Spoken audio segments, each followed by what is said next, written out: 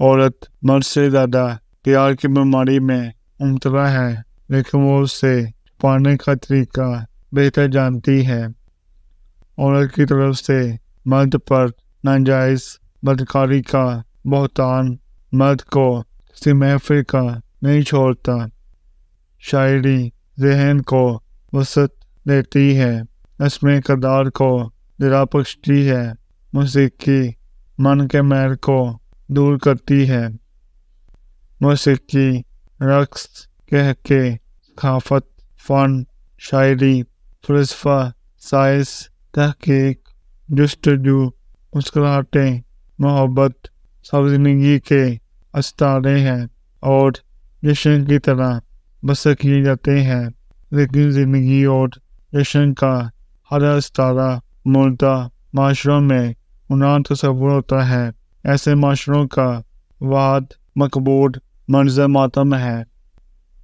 किसी भी मैदान में ठुकराए जाने पर शदीद नफसियाती उलझन ये पैदा होती है कि इंसान अपनी काबिलियत से कई दर्जे कम वाले लोगों को ज़हीन समझने लगता है।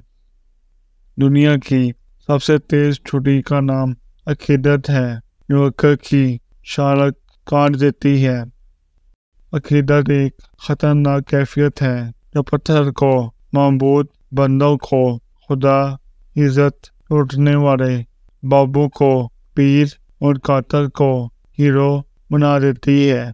हमारे पास बेचने को बहुत कुछ है, मसलन गैरत, कौम, हुब्बे वतनी, मज़हब, ज़मीन, इज्जत, वकार, इलम वगैरह।